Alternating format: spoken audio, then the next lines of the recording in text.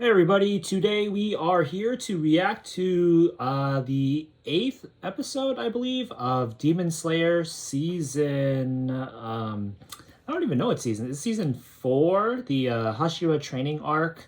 So just to clarify, this is the only episode of this season that we are filming a reaction for, so if you're interested in seeing any previous ones, don't bother looking it up, it doesn't exist. I wasn't planning on reacting to this season or even this episode, but as even though I was a manga reader, I am a manga reader who has finished the series already. I kind of didn't expect Studio Ufotable to go ham on the last episode when the development that happens.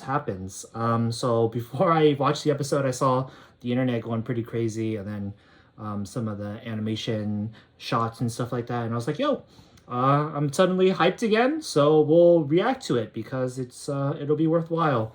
So we are going to do just that. So yeah, disclaimer, I have read the manga, so I know it's gonna happen already, as far as my memory remembers. But I'm not gonna be trying to spoil anything beyond this episode. And yeah, I guess without further ado, let's start this. I'm pretty fucking excited. I'm looking at the timestamp here, and it looks like it's 40 minutes long, and we're starting now, which is longer than the rest of the episodes, right? Except for maybe the first episode. And of course, we ended last week with that pretty crazy animation sequence of just Muzan simply walking to the mansion. So I guess they kind of did give us oh, that's exactly what I was talking about. Speak of the devil, quite literally the devil here, Muzan. So yeah, this scene that they went very extra for, I guess, was kind of an indication of what was to come. Okay, so I think I did read that they kind of replayed the whole scene at the beginning of this episode, but they're interspersing it with the credits, which is a pretty artistic decision to keep it a little fresh. And I mean, like I just mentioned, if it's a 40-minute episode, I don't know how we can complain, because it's not like it's taking away time from the standard length. I'm assuming this is a different background track too. So while this is happening again, I guess I'll just talk about stuff that comes to my mind, which at the moment is, what do we think of Muzan in general? I personally don't think he's that compelling a character slash main villain. Discourse about him online seems to kind of be carried by the memes about him being just kind of like very inspired by Michael Jackson. I don't really find him that scary. The reason I'm bringing this up because that shot a couple of shots ago with him having like red eyes gave me like Dracula vibes, like very scary monster, but it was more the cinematic technique that pulled it off and not his actual character by design. So I guess I felt like mentioning that. Are these new shots? I don't remember that sweeping angle. Also, just a disclaimer, I learned this from reacting to a One Piece episode before this, that since I'm new to reacting, I might seem like I'm talking too much and missing things, which might be true, but since with this series and One Piece, I already know what's gonna happen. Like, I'm not missing stuff that much because I already know, you know? But okay, I'll shut up a little bit more now, because we're entering into non-recap territory. Final episode, the Hashira unite. Yo, his wife. The steely resolve. Are his kids here? No, I don't think his kids are here either. Do you even have eyes, man? I don't think we've ever seen you unblindfold. Or I think we have, actually. He's got like white pupils, right? With veins. That's supposed to be like mid to late 20s. That's making me feel too old, man. I would say that's 30s at least. Is he gonna offer to turn him into a demon? Just fucking tease him morality-wise. Ooh, look at that square pillow. Rectangular pillow. Was that doctor recommended? Oh, there we go. That's what his eye looks like. He's coughing up blood that much, but his bed is perfectly stainless. He's cleaner than I am somehow.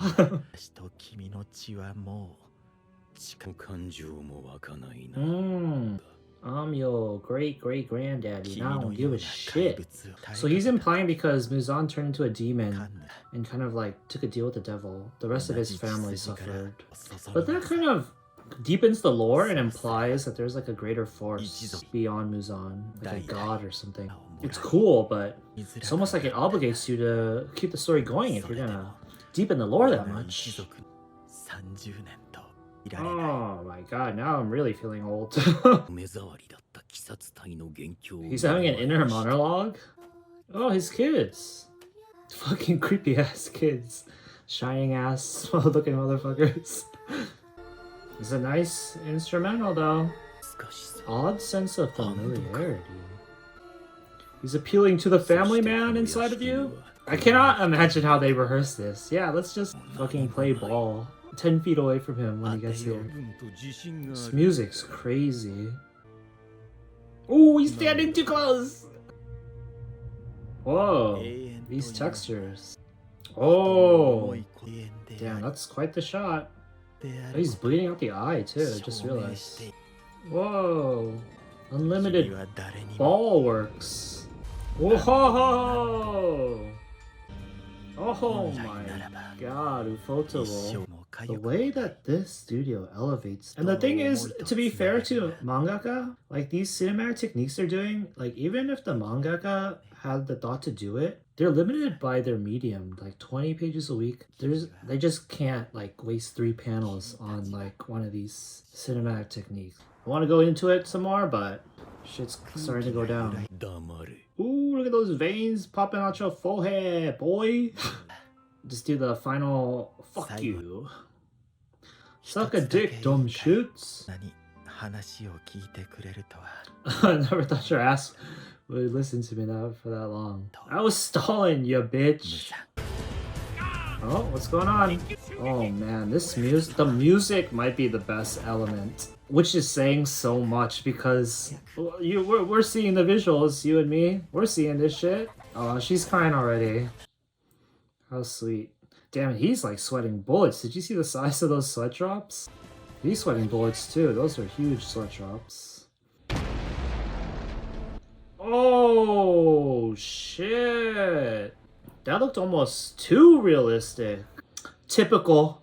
The wife doesn't get to get a word in before the guys blow each other up. You can't tell this is an anime with some of these shots. It looks like live action movie graphics in some of them.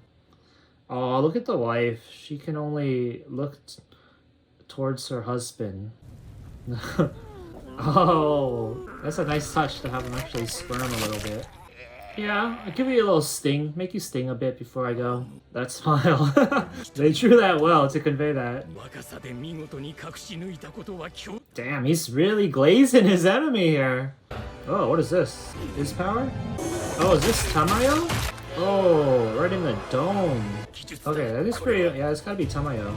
Turn volume up, dude. This is getting fucking immersive. What happened? Did you hit him in the dick? Oh, there she is. Her husband? I forget her backstory. Oh man, this music's getting me, man. It's turning into the high-paced action. You're this close to making me tear-bound, episode. Keep up the momentum. Jesus Christ, this music. Oh, let's go. This is what I'm talking about, man. Oh my god. So want to play that back to see the frames of his head exploding. Oh, look at this beautiful ass fucking wisteria. Oh right, so he's younger than him. His eyes are normal here. I'm almost tear bound. This episode might just do it. Let's see how much more intense it gets. So Himejima is the only one he told for whatever reason. I guess Himejima as like an aesthetic monk fits the vibe of the character who would like be willing to just sit there for days until he actually came. I like Himejima. He's pretty underrated. It's kind of understandable because we didn't really get his backstory until like an episode ago. But yeah. Okay, he didn't tell the others just because they wouldn't even agree to it. They're not mature enough. The music's still going. I mean, obviously it's a different track, but they're all just phenomenal. I don't know, this is kind of it's a faulty move to not tell them, when telling them could lead to a certain victory.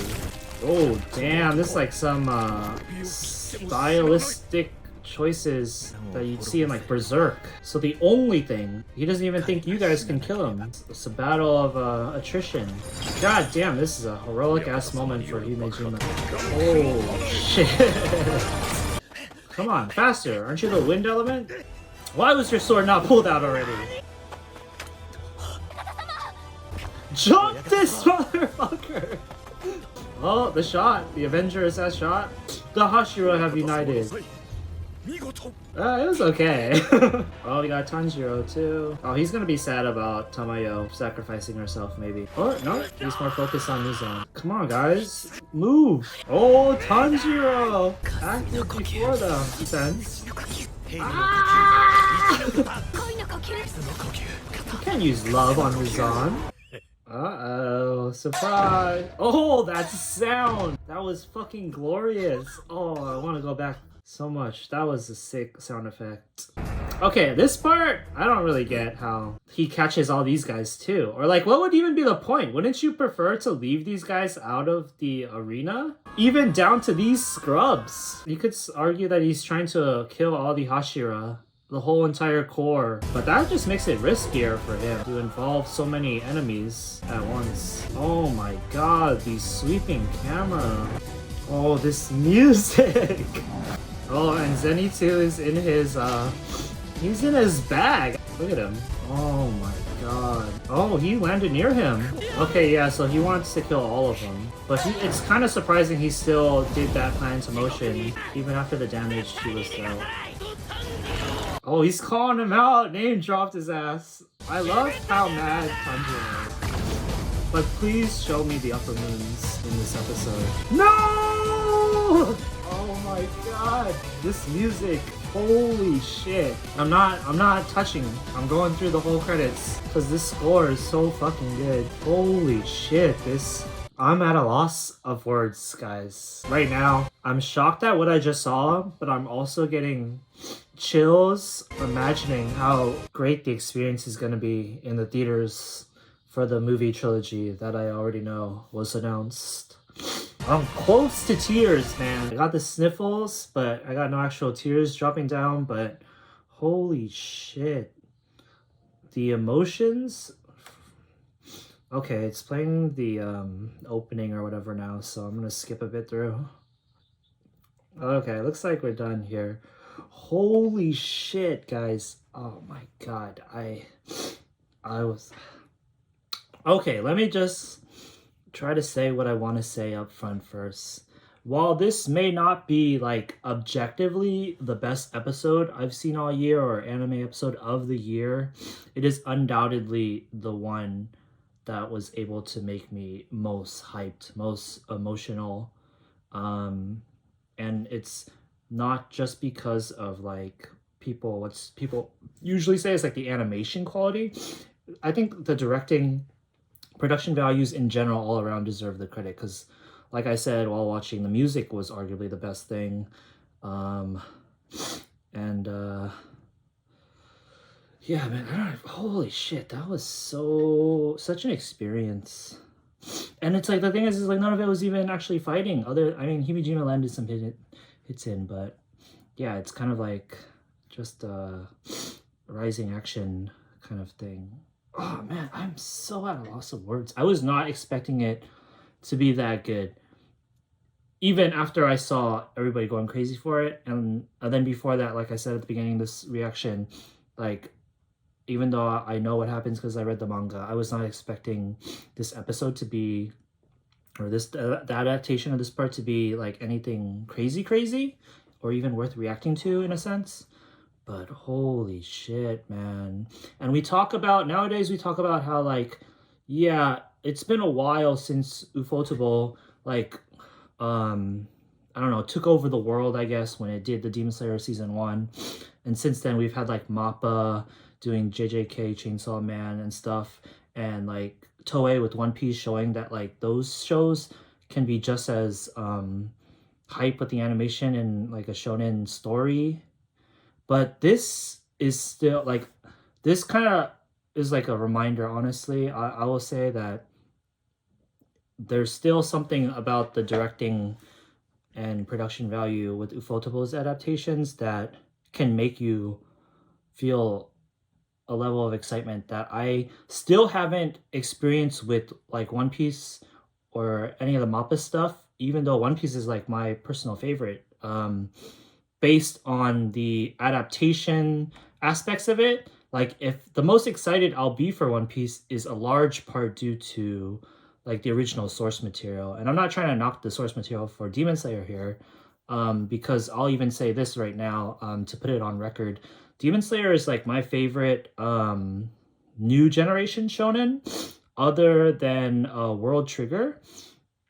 But it does have like the advantage of having ended, and I read all of it, so I know, like, you know, it got the privilege of telling its whole story. But like I like it more, or I enjoyed the story more than I have with JJK or Hero Academia, or whatever other new shonen, Black Clover and stuff like that. And a large part of that is because of this final arc. So if you don't understand why and you're just an anime only, then maybe you will, or maybe you won't. Doesn't matter. We don't have to have the same opinion. But back to what I was saying. Yeah, so there's due credit to the original source material for Demon Slayer 2, but oh man, Ufotable just like stacks. It's crazy, man. It's like it's, I don't want to do the overrated or like the cliche thing saying like peak cinema or like true cinema or whatever, but I kind of got a sense of that here, man. It's like that same feeling back in the day when you like saw a movie in the theaters, like one of your favorite movies ever that changed your life, and you're just like sitting there in awe and going, holy shit, this is peak art, cinema, whatever. And yeah, man. I'm very excited right now. And part of that is like knowing that I was able to capture this super genuine reaction on camera. I don't think I've filmed a reaction up to this point where I could feel it. I could feel like, holy shit, I'm glad that I caught that moment where I like almost teared up, or like I was so uncontrollable, welling up with emotions that I was like, oh man, that's crazy. Okay, right under there, guys. So thanks for watching. I don't know how to segue into the tune in next time, because next time these are going to be in movie form, aren't they? So we'll see what happens with our following of Demon Slayer. And until then,